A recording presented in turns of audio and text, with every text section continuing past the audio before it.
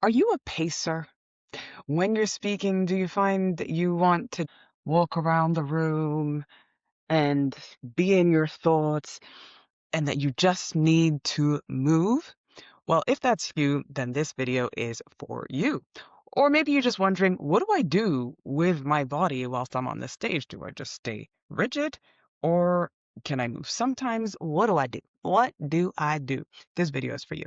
If you are one of those people who find yourself pacing when you are speaking, well, you might just be leaking authority unbeknownst to you, and you don't want to do that. And so in this video, you're going to discover 3 things to think about when it comes to moving around, whether you're making a presentation, whether you're giving a keynote, whatever it is you're doing, speaking in public. Here are some things you want to be thinking about. Let's start with the reality of needing to move.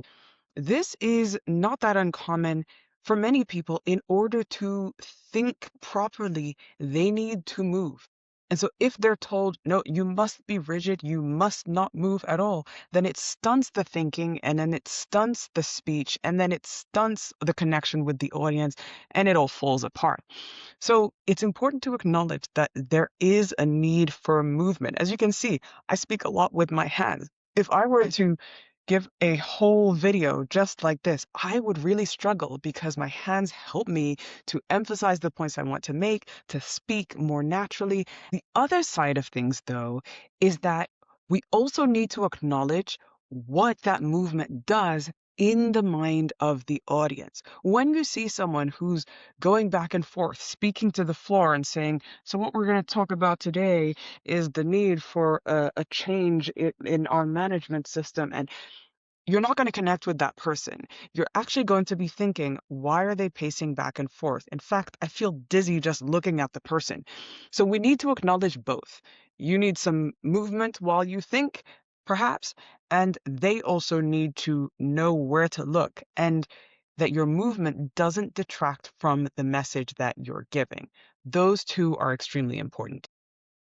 So how do you balance these two realities? Well, the first element is to address the elephant in the freaking room, okay? If you know you move a lot, well, then the audience is going to be thinking, why are they moving so much? And so before you start anything or very early on in your presentation, address it.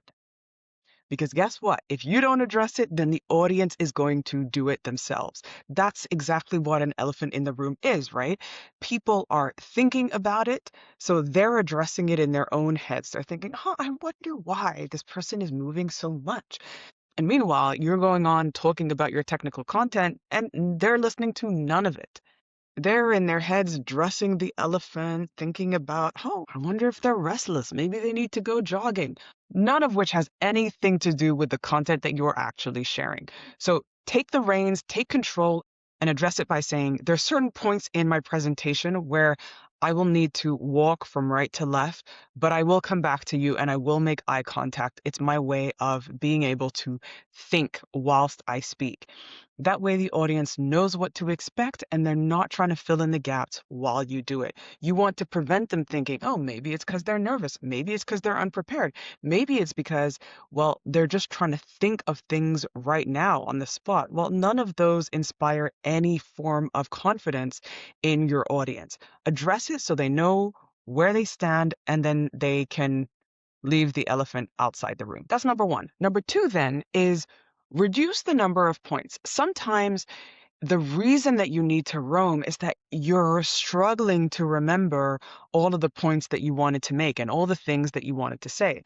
And that might just be an indication that you have too much content and you cannot fit it into the space you're trying to cram it into. When there are too many things to remember, it's normal that you would think, oh my goodness, what is it that I was trying to say? What is it that I was trying to say? The difficulty with that is that when you are in your head, you are not connecting with the people in front of you. So if you reduce the number of points, and my recommendation is keep it to 3, even if you lump points into one big point, then you're not spending your cognitive energy trying to remember your points. You only have 3 of them. You don't need to roam in order to remember them. And that helps you to take yourself outside your head and to focus on the audience so that they get the message crystal clear. So you want to ask yourself, am I moving around because I'm trying to remember what I need to say?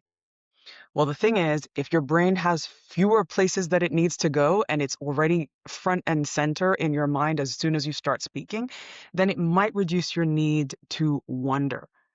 And then thirdly is use it intentionally. If you know, okay, I do want to move around the stage, but I don't want it to seem like I'm a wanderer, because quite honestly, if you wonder, your audience is going to wonder if you know what you're talking about at times. If you don't want that to happen, then acknowledge the need, but then do so intentionally. You need to move around the stage. Let's say you're making 3 points and they are chronological. Well, then you can start off. If the audience is looking at you, it would be to their left, because in our world, we start with things on the left, as in we read from left to right. So start to their left, to your right, and you make your first point about the past there. When you're then talking about the present, move to the center. When you move on to the future, you move to their right. And that indicates that progression in their mind. Maybe I did this maybe it's past, present, future. I don't know which way you're seeing it in terms of video. You get the point. Anyway, do that so that they can follow along. And the great thing about that is it gives them not just a verbal cue, but also a visual one. They recognize, okay, we started with 1 point here, now we're on the second point, then we're on the third point. That helps them anchor things even more solidly from a visual perspective as well as an auditory one. So use it to your advantage, use it intentionally. I've spoken about chronology, but you can use this in different ways to make your points come to life.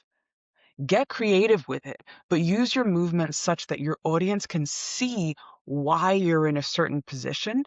And then it satisfies your need for movement, but it also satisfies their need for coherence. And that way, as you think about it, instead of just saying like, oh, well, I need to move and that's why I'm moving, think about, okay, why am I moving and when should I do so? And that way, you've taken it from random activity to intentional upgrade of the audience's attention. So the takeaway from this video is that it's not the movement that's the problem, it's the intentionality of it. So use it so that when you move with intention, and the audience sees that as not just randomness, but actual direction. And that helps you increase in the authority you have when you communicate.